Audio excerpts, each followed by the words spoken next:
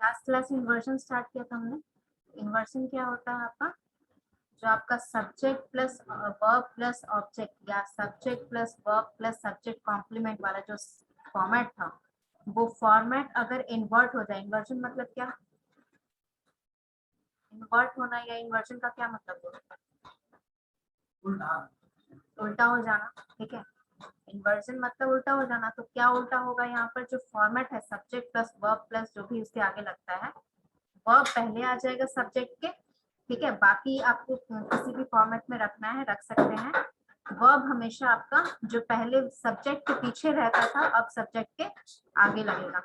इसमें दो main situation होता है, दो मेन केसेस हैं। पहला जिसमें ऑक्सिलरी वर्ब भी रहेगा। अब ऑक्सिलरी वर्ब भी है तो उसमें auxiliary verb plus subject plus main verb, ये फॉर्मेट रहेगा। ऑब्जेक्ट नहीं रहेगा? नहीं, ऑब्जेक्ट भी रहेगा। ये जो तीनों चीजें हैं, ठीक है, ऑक्सिलरी वर्ब है, सब्जेक्ट में मेन वर्ब हमेशा रहेगा। मतलब ये तीनों चीज इसमें रहेगा ही रहेगा? हाँ, रहेगा ही रहेगा। तो मेन वर्ब हमेशा रहेगा। पहला केस है जिसमें ऑक्सिलरी वर्ब भी रहेगा, मेन वर्ब के साथ ऑक्सिलरी वर्ब भी रहेगा सेंटेंस में।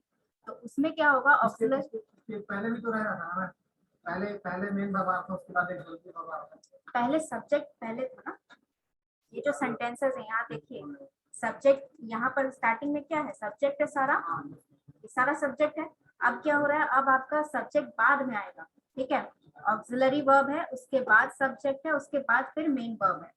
इसका फॉर्मेट क्या होगा, एग्जाम्पल देखिए, never does he go to temple.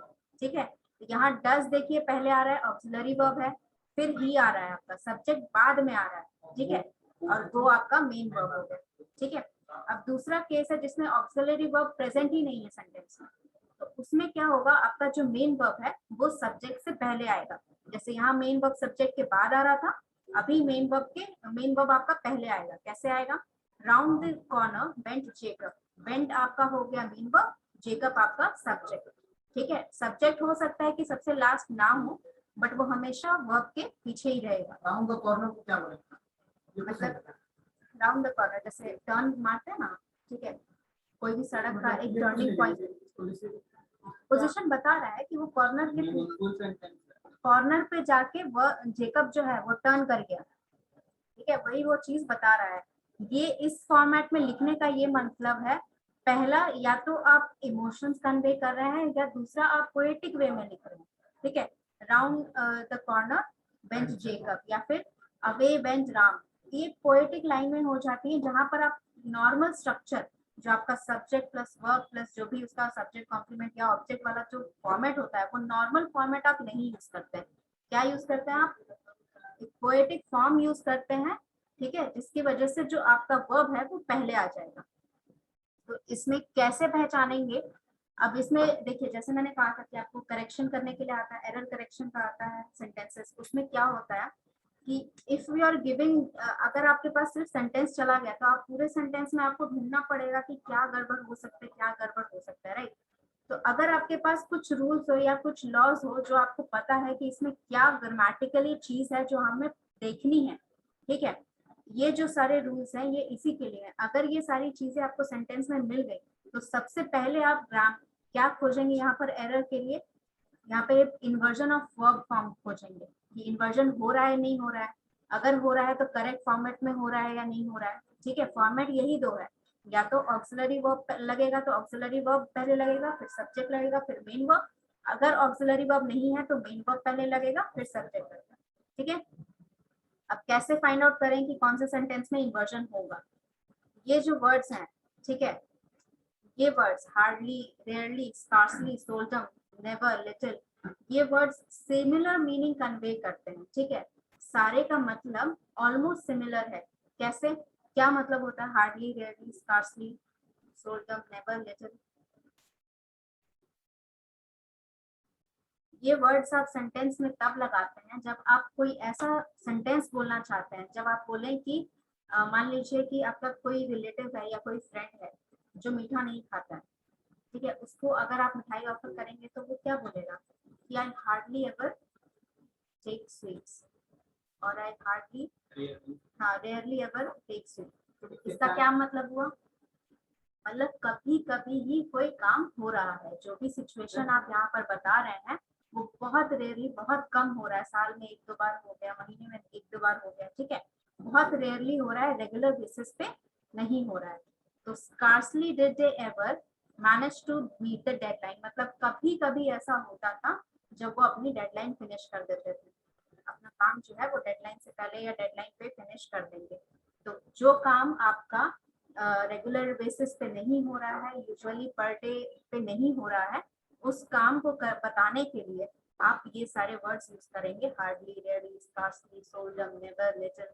और इस सारे में आप देखिएगा ऑक्सिलरी वर्ब आ रहा है, सब्जेक्ट आ रहा है, फिर मेन वर्ब आ रहा है, ऑक्सिलरी आ रहा है, सब्जेक्ट आ रहा है, फिर मेन वर्ब आ रहा है। ठीक है, ये फॉर्मेट हमेशा इन्वर्जन में रहेगा। ठीक है, इसमें कोई डाउट? नेक्स्ट आपका हो गया कंजंक्शन का यूज करके। कंजंक्शंस क्या होते हैं? And, but, also, these things are conjunction that is used for joining two sentences. तो not only dash but also, ये फॉर्मेट कहाँ यूज होता है? ये फॉर्मेट तब यूज होता है जब आपको कोई दो काम जो आप कर रहे हैं, ठीक है, हो सकता है साइड बाय साइड नहीं कर रहे हैं, साथ में नहीं कर रहे हो, लेकिन आप दो काम कर रहे हैं और वो दो काम या तो आप फिनिश कर चुके हैं या फिर कंटिन्यूअस प्रोसेस में है। मान लीजिए आप यहाँ पे पढ़ाई कर रहे हैं, पढ़ाई के साथ साथ आपने कोई इंटर्नशिप ज्वाइन की, तो what will you say about that?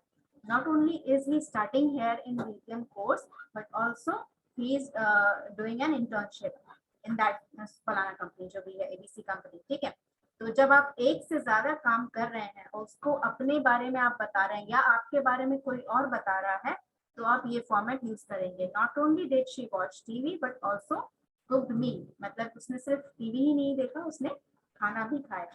वो सिर्फ पढ़ाई ही नहीं कर रहा है, वो इंटर्नशिप भी कर रहा है। उसने सिर्फ क्लास में अटेंडेंस नहीं बनाया, उसने क्लास में नोट्स भी बनाया। ठीक है, whenever you are comparing, ठीक है, आप कंपेयर कर रहे हैं कि उसने एक ही काम नहीं किया है, दूसरा काम भी किया है। इट इज बेसिकली कन्वेड कि या तो आप किसी को कन्विंस कर रहे हैं कि मैंने एक से ज्यादा काम किया है। ठीक है, मान लीजिए आपको कोई कह रहा है कि तो बस अटेंडेंस बनाने आता है क्लास में, तो आप क्या कहेंगे? Not only do I attend but also note down all the topics that are taught in the class. ठीक है, तो whenever you are convincing someone that you are doing more than one work, तब आप इस format को use करेंगे, not only dash plus but also. इसमें कोई डाउट? अगेन यहाँ देखिए इन्वर्जन हो रहा है, auxiliary verb, subject and then देखिए यहाँ पर वर्ब जो है, मेन वर्ब दो आ रहा है, बिकॉज दो काम यहाँ पे बताया जा रहा है कि एक से ज्यादा काम हो रहा है। तो वॉच भी हो रहा है, कुक्ड भी आ रहा है, but because they are connected by a conjunction, conjunction के थ्रू ये कनेक्टेड है, they are treated as a singular identity. ठीक है, now next is your inversion जब होगा, जब नो सूनर वाले सेंटेंसेस रहेंगे। नो सूनर का मतलब क्या हुआ? नो सूनर कब बोलते हैं? when you get an instant reaction for something। ठीक है, मैं क्लास में एंटर की और आप लोग ने मुझे खड़े होकर ग्रीट किया। ठीक है, no sooner have I entered the class, the student stood up and greeted me। मतलब जब आपको किसी भी काम का इंस्टेंट रिएक्शन आप देते हैं, ठीक है, you are the subject and you give instant reaction about someone else's action. ठीक है, कोई और काम हो रहा है और उसका आप इंस्टेंट रिएक्शन दे रहे हैं, तो उस रिएक्शन के बारे में जब बात करेंगे तो आप सब्जेक्ट होंगे, तो आपका जो यहाँ पर बात होगा इंस्टेंट रिएक्शन का, तब वहां पर आप नो सूनर वाला फॉर्मेट लगाएंगे। जैसे कि no sooner did he see the dead body of his wife then he burst into tears, मतलब जैसे ही उसने देखा अपनी वाइफ की बॉडी को उसे ही रोने लगा। ठीक है, मतलब instant reaction you are getting from a sentence. Now next is ये वाले जो phrases होते हैं, under no circumstances, in no way, on no account, on no condition। जैसे मैं नो सुना इसको बोल रहे हैं, कन्वर्सेशन के तौर पे भी तो बोल सकते हैं। हाँ बिल्कुल बोल सकते हैं, कन्वर्सेशन के तौर पे क्यों नहीं बोलते? जैसे भी आप मीनिंग में बता रही हूँ कि जब कहाँ आप यूज करेंगे। ठीक है, कन्वर्सेशन में यूज करेंगे ना वो तो, लेकिन कहाँ यूज करेंगे? जहाँ आपको इंस्टेंट रिएक्शन के बारे में बात करनी है। ठीक है, जैसे कि मान लीजिए आपकी लड़ाई हो रही है, ठीक है, तो कोई आपको बोल रहा है, बोलते बोलते बीच में उसको चाटा मार दिया, that means he has not even finished the sentence and you have reacted on that.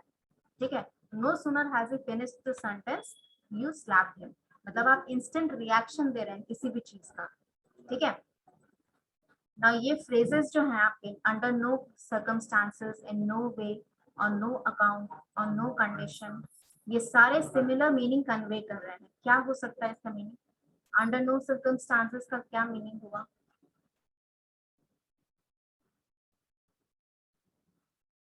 On no account, on no condition, मतलब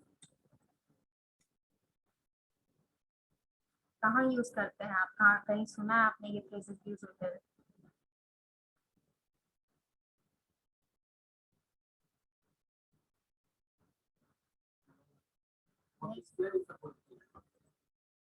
ऑफिशियल नहीं कह सकते, फॉर्मल इनफॉर्मल दोनों के लिए यूज होता है, बट क्यों यूज होता है? क्या मीनिंग कन्वे करने के लिए यूज होता है ये फ्रेजेस?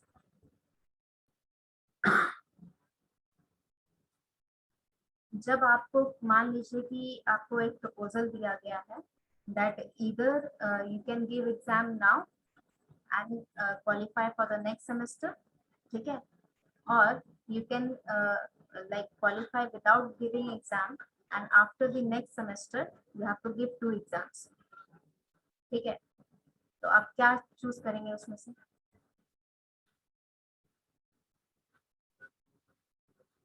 आपके पास दो सिचुएशन है, या तो आप अभी एग्जाम देके नेक्स्ट के लिए क्वालिफाई कर जाइए, नेक्स्ट सेमेस्टर में चले जाइए, या फिर आप नेक्स्ट सेमेस्टर का कंप्लीशन पे 2 एग्जाम दें। अभी दे दो, हाँ, आपको सिचुएशन दिया गया है कि या तो आप अभी एग्जाम देके क्वालिफाई कर जाइए नेक्स्ट सेमेस्टर के लिए, या फिर नेक्स्ट सेमेस्टर में आप 2 एग्जाम देके फिर उसके बाद वाले सेमेस्टर में जाएंगे। बताया जा रहा है कि आपको ये सिचुएशन दी जा रही है, तो आप क्या चूज करेंगे उसमें? अभी टेंशन खत्म कर लेंगे। अभी चूज करेंगे। कोई ऐसा जो बाद में 2 एग्जाम देगा? कोई नहीं है। इफ आई से कि कंपलसरी है कि आपको नेक्स्ट सेमेस्टर में ही आपको 2 एग्जाम देने हैं, तब आप क्या बोलेंगे? कोई ऑप्शन नहीं, कंपलसरी है तो नहीं, if it is like I am forcing you to do, compulsory नहीं, you have given option from the university but I force you to give the exam in the next semester, तब आप क्या बोलेंगे? वहाँ पे मतलब कुछ एक्स्ट्रा ये प्रोवाइड है ना कि यहाँ इस समय ये दोगे तो मतलब कुछ नहीं, कुछ नहीं, आई एम जस्ट सेइंग कि जस्ट मेरा प्रेशर है कि आपको नेक्स्ट एग्जाम नेक्स्ट सेमेस्टर में देना एग्जाम, मना कर देंगे। That means under no circumstances you will accept that solution, ठीक है। जब आपके पास कोई अल्टरनेट होने के बावजूद आप अपनी डिसीजन से नहीं हिलेंगे, you will be standing upon for your own decision, तब आप ये सर्कमस्टांसेस में ये सारे जो भी आपका फ्रेजेस है, ये फ्रेजेस आप यूज कर सकते हैं। व्हेन यू नो कि मान लीजिए कि आपको जो है एक अथॉरिटेटिव पोजीशन दे दी गई है, someone is driving you to do some work, तो आप क्या करेंगे? आप मना करेंगे उस सिचुएशन में। तो जब आपको मना किया जा रहा है, यानी कि आप किसी भी सिचुएशन में, मतलब आपको कुछ भी दे दिया जाए, आप अपना डिसीजन चेंज नहीं करेंगे। In that kind of situation these phrases are used कि under no condition are we going to give 2 exams together at the next semester, we will be giving exam in right way। समझे? समझ में आया कि अभी कोई doubt है? नहीं होगा, मुझे पता ही है, ऐसा सिचुएशन में नहीं होता है जब एग्जाम्पल ऐसा मिल जाए तो under no circumstances shall I accept this proposal, ये इसका एग्जाम्पल है, मतलब कोई भी कंडीशन हो जाए वो प्रपोजल जो है वो एक्सेप्ट नहीं करेगा, ठीक है। अब यहाँ फोर्थ में देखिए, फोर्थ सिचुएशन ऐसा है जहां पर ओनली लग के आप स्टार्टिंग करेंगे, बिगनिंग करेंगे सेंटेंस का। ओनली का क्या मतलब होता है? ओनली कब यूज करते हैं?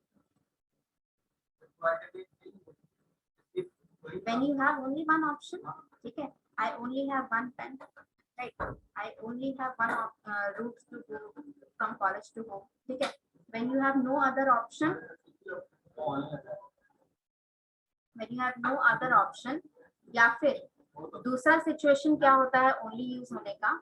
यहाँ पर जब सेंटेंस स्टार्ट होता है ओनली से, ठीक है, तो 2 सिचुएशन पे होता है। एक उसका रेगुलर मीनिंग कन्वे करने का कि उसके पास और कोई अल्टरनेटिव नहीं है, तब वो ओनली लगा है। दूसरा वो जब you are giving a stress on something, ठीक है, आप किसी बात पर जोर डाल रहे हैं, जैसे कि only yesterday did he by that car.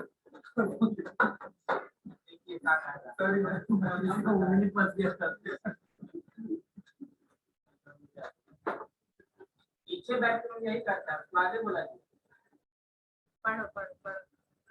Only yesterday did he buy that car, मतलब आपको वो इस बात पे स्ट्रेस कर रहा है कि उसकी गाड़ी जो है, ठीक है, जिसके बारे में, जिसकी गाड़ी के बारे में बात की जा रही है, उसकी गाड़ी कल ही खरीदी है, यानी कि वो ब्रैग कर रहा है कि वो ब्रांड न्यू कार है उसकी, राइट। तो जब वो स्ट्रेस कर रहा है किसी बात पर, तब भी आप ये ओनली वाला सिचुएशन लगा सकते हैं, ठीक है। तो ये हैव टू कंडीशंस, या तो आपके पास कोई अल्टरनेटिव है, नहीं है, तब आप ओनली लगाएंगे, या फिर आपको किसी चीज पे स्ट्रेस करना है, जोर डालना है, तब आप ओनली लगाएंगे सेंटेंस के पहले में। अगेन यहाँ पर देखिए डिड आपका आ रहा है, that means your auxiliary verb is coming first, then your subject, then your main verb. Did auxiliary verb, he is your subject and save is your main verb, okay। now next is ये सारे जो words phrases हैं, ठीक है, outside the gate, under the table, in the valley, ये क्या same meaning convey कर रहे हैं? कोई एक चीज है जो सबने कॉमन थी, क्या कॉमन है? सारे फ्रेजेस में एक चीज कॉमन है, क्या? आउटसाइड इनसाइड, क्या आउटसाइड है इनसाइड? पार्टिकुलर चीज के बारे में बात कर रहे हैं ना। तुमको बोलना नहीं आता, समझ में आ जाता है फिर भी तुम बोल नहीं पाते हो ना। प्लेस के बारे में बात की है, इनसाइड एसिड क्या प्लेस है ना, प्लेस के बारे में बात की जा रही है यहाँ पर। देयर इज स्पेसिफिक लोकेशन है जहां पर कोई कुछ हुआ है, and when you are talking about that, ठीक है, मान लीजिए अगर जैसे आपका हॉल में 15th अगस्त का सेलिब्रेशन हुआ, तो in the hall we celebrated the 15th August और इंडिपेंडेंस डे, राइट। तो वो जब स्पेसिफिक लोकेशन आप बता रहे हैं जहां पर कुछ हुआ है, तब आप ये सिचुएशन, इस टाइप का फ्रेजेस यूज कर सकते हैं। In the valley did I see a strange man, कहाँ देखा उसने आदमी को? In the valley. तो specific location is given before, sorry, specific location is given before the statement is starting. तो जब स्टार्ट हो रहा है तो किससे स्टार्ट हो रहा है? Auxiliary verb, then your subject, then your main verb, ठीक है। नेक्स्ट इज, क्वेश्चन नहीं हुआ ना बच्चे? वहां पर कॉमन लगा दो, independent comma alpha that CR तो बच्चे वहाँ कॉमन लग गया तो फॉर्मेट चेंज हो गया ना उसका पूरा। कैसे नहीं चेंज हुआ? यहाँ पर वो बता रहा है कि उसने एक स्ट्रेंज मैन को देखा वैली में, और वहां पर कॉमा लगा के तुम लास्ट में क्वेश्चन मार्क लगा दो तो क्वेश्चन बन जाएगा। क्वेश्चन बनेगा तो उसके लिए फॉर्मेट चेंज हुआ ना उसका। कहाँ यहाँ पे कॉमन लगा है? कॉमन नहीं लगा है। कॉमा भी एक पर बिल्कुल है, कॉमा कहाँ लगाते हो आप? वहां पे सिलेक्ट आएगा, हां लग सकता है। It is a type of conjunction because either it is used to join two sentences or it is used to describe, जब आप एक से ज्यादा चीजों के बारे में बात कर रहे हैं, ठीक है। You, mean and I, you, me and him, तो you और me के बीच में लगा comma when you're talking about more than one thing, ठीक है। ये आपके क्लास का है।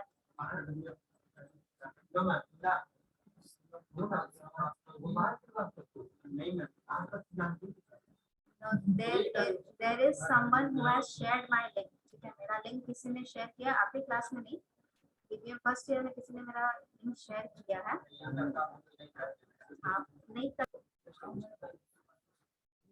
ओके, यहाँ पे देखिए नेक्स्ट फॉर्मेट देखिए, if you have any knowledge about that you can tell me, बता दीजिएगा अगर आपके पास कोई ऐसा नॉलेज हो।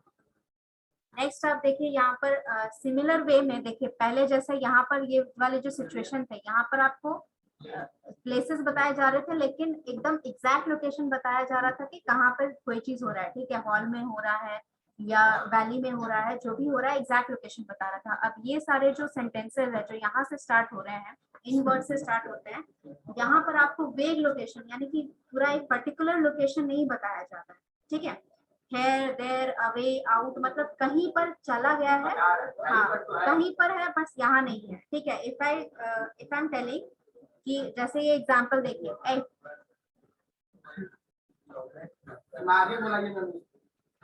ये एग्जांपल देखिए, अवे वेंट राम, ठीक है, यहाँ पर कहाँ गया है राम ये नहीं पता है आपको, कहाँ गया है राम ये नहीं पता है, ठीक है, लेकिन कहीं चला गया है, ठीक है। तो व्हेन वेग, जब आपको पता नहीं चल रहा है कि कहाँ एग्जैक्टली हो रहा है, जैसे down fell a dozen apple, गिर गए हैं एप्पल, ठीक है, लेकिन कहाँ से गिरा है, पेड़ से गिरा है, टेबल से गिरा है, ट्रक से गिर गया है, कहाँ से गिर गया है नहीं पता है। बस एक वेग प्लेसमेंट आपको बताया जा रहा है कि या तो वो बाहर चला गया है। ऑब्जेक्ट भी तो गायब है, सब हो सकता है ना। हाँ बच्चे, ऑब्जेक्ट तो गायब है ही आपका, ऑब्जेक्ट तो बहुत सारे सेंटेंसेस क्या ऑब्जेक्ट क्या तो पता नहीं, सब्जेक्ट है ना, डजन एप्पल है, राम है, सब्जेक्ट है आपका, वर्ब है आपका, सब्जेक्ट कॉम्प्लीमेंट है because there something to complete the sentence. हाँ नहीं, ऑब्जेक्ट नहीं है, ठीक है। लेकिन आपको यहाँ पर देखिए फेल है, ठीक है, फेल है आपका वर्ब, मेन वर्ब, यहाँ पे देखिए ऑक्सिलरी वर्ब नहीं है सेंटेंस में, फेल है आपका मेन वर्ब, डजन एप्पल या एप्पल हो गया आपका सब्जेक्ट, वेंट हो गया आपका मेन वर्ब, राम हो गया आपका सब्जेक्ट, ठीक है। अब इन सिचुएशन में दिक्कत क्या होती है कि if there are pronouns use, अगर प्रोनाउन यूज होते हैं इन नाउन की जगह, अगर राम की जगह मैं ही लगा दूं, क्या ये सेंटेंस बनेगा? ही लगा दो, बन जाएगा। मतलब उसमें ऑब्जेक्ट नहीं ना है, पर सब्जेक्ट को चेंज कर सकते हैं, ही बोलने के क्या वो गया तो कहाँ गया ये पता नहीं बनेगा, नहीं बनेगा, अगर बनेगा तो ये फॉर्मेट चेंज हो जाएगा। मैम इसके आगे एक और शब्द होना चाहिए था, राम वहाँ क्या है, या तो उसके आगे कुछ लगना चाहिए या फिर इसका फॉर्मेट चेंज हो जाएगा, ही वेंट अवे होगा, वेंट अवे ही नहीं होगा। हाँ तो वही तो बोले हैं कि हाँ, ही वेंट अवे हो गया तो इन्वर्जन कैसे हुआ, सब्जेक्ट तुम्हारा पहले आ गया, ठीक है। जब आपका प्रोनाउन लग जाएगा, इन टाइप का जो सेंटेंस होता है इसमें अगर प्रोनाउन लग जाए तो आपका सेंटेंस में इन्वर्जन नहीं होगा, क्योंकि सब्जेक्ट को पहले लगाना ही पड़ेगा, ठीक है, जो फॉर्मेट बनेगा उसमें सब्जेक्ट पहले लगाना ही पड़ेगा। ओके, नेक्स्ट इज नेक्स्ट आपका है so well did he organise, so plus adverb, adverb क्या होता है, एडवर्ब क्या होता है? Yes, the words that are describing or you can say manipulating your verb, ठीक है, मेन वर्ब को जो मैनिपुलेट कर रहा है या डिस्क्राइब कर रहा है उनको एडवर्ब बोलते हैं। अब सो और प्लस सो प्लस एडवर्ब, यानी कि सो के आगे कोई भी एक मैनर का एडवर्ब लगा हुआ है, उस फॉर्मेट में अगर आपको लिखना है, ठीक है, तो इसमें इन्वर्जन होगा। कैसे होगा? So well did he organize the function that everyone started praising him. अब so well किसको डिस्क्राइब कर रहा है? पर्सन को। सेंटेंस पढ़ो, मीनिंग समझो, किसको डिस्क्राइब कर रहा है? अगर ये पर्सन को डिस्क्राइब करता तो क्या ये एडवर्ब होता? फंक्शन आपका क्या है? यहाँ पे मेन वर्ब क्या है सेंटेंस में? यस, ऑर्गेनाइज को वो डिस्क्राइब कर रहा है ना, तभी तो एडवर्ब हुआ। जब मेन वर्ब आपका डिस्क्राइब करेगा तभी तो एडवर्ब कहलाएगा वो। तो पहले आपका ऑर्गेनाइज को डिस्क्राइब कर रहा है, कैसे ऑर्गेनाइज किया? अच्छे से ऑर्गेनाइज किया, राइट। तो उसी को, तो क्या का जवाब क्या होता है? एडवर्ब या एडजेक्टिव नहीं होता है, क्या का जवाब होता है? नाउन या pronoun. What is your name का क्या जवाब होगा?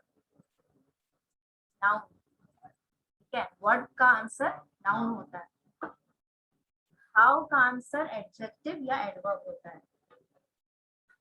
तो कैसे ऑर्गेनाइज किया उसने फंक्शन को?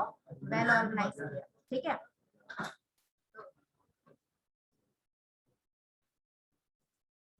तो so well did he organize the function that everyone started praising him.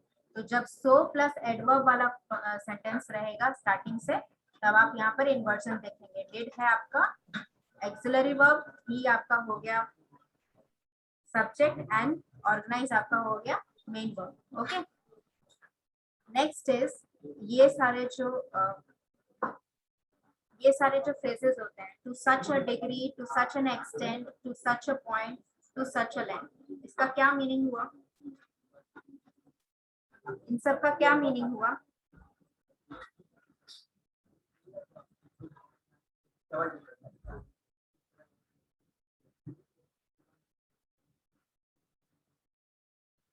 इन सब का क्या मीनिंग हुआ?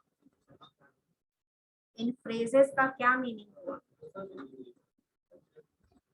एग्जैक्ट नहीं बता रहा कितना डिग्री है क्या कितना डिग्री में पानी गर्म होगा।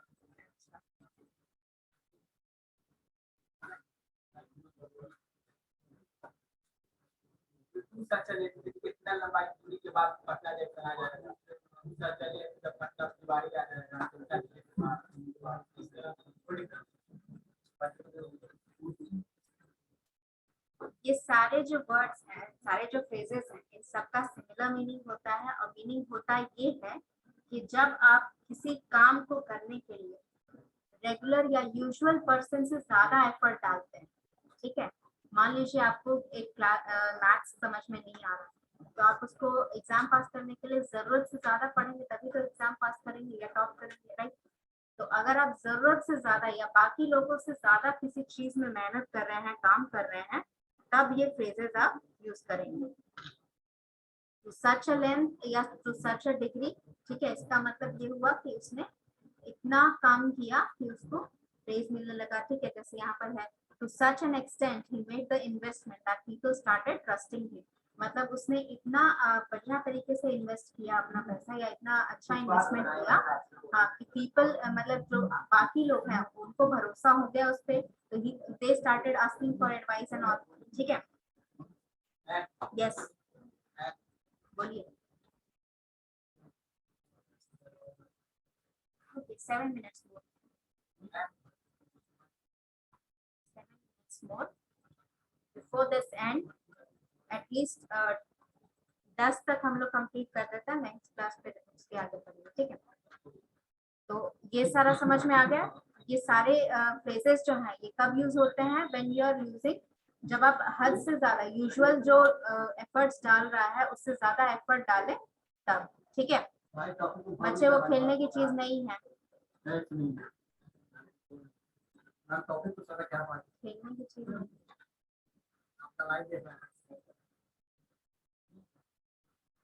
नेक्स्ट आपका हो गया, ये देखिए, जब आपका इन्वर्जन यूज करके आप क्वेश्चन लगाते हैं, जब आपका इन्वर्जन यूज करके आप क्वेश्चन बनाते हैं, क्वेश्चन कैसे बना सकते हैं? या तो ऑक्सिलरी टू बी वाला वर्ब, बी वाला वर्ब क्या था?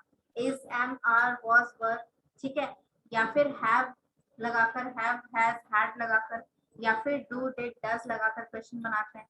तो क्वेश्चन जब भी बनाएंगे तो इन्वर्जन कैसे होगा इसमें देखिए, वर दे रेडी व्हेन यू अराइव, ठीक है। वर दे रेडी व्हेन यू अराइव, यानी कि जब वहां पर तुम पहुंचे तो क्या वो रेडी थे, क्या वो तैयार थे? वर बच्चे ये तो ऑक्सिलरी टू डू वर्ब पढ़े थे ना बच्चे, I am, sorry, is, am, are, was, were, वही है ऑक्सिलरी वर्ब, वही है।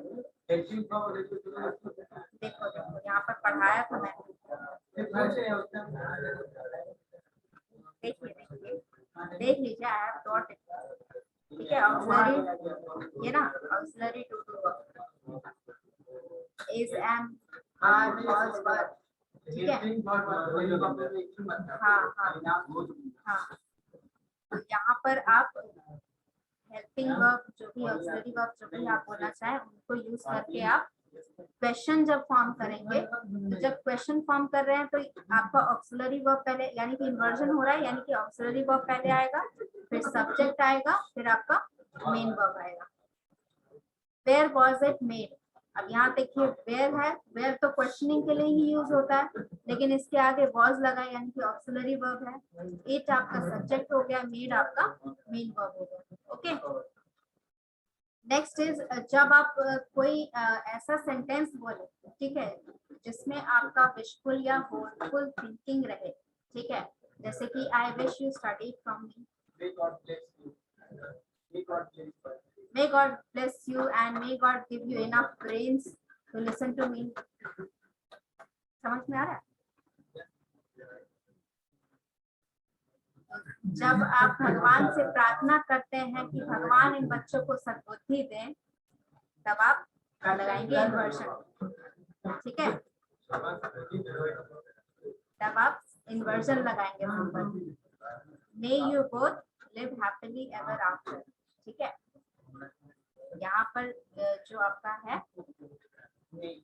ये रहेगा आपका ऑक्सिलरी, यू आपका हो गया सब्जेक्ट, लिव हो गया आपका मेन वर्ब।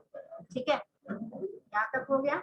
कोई डाउट यहाँ तक किसी को? क्या बाबू? हैप्पीली, हाँ हैप्पीली एडजेक्टिव हो गया। और कोई डाउट? नहीं।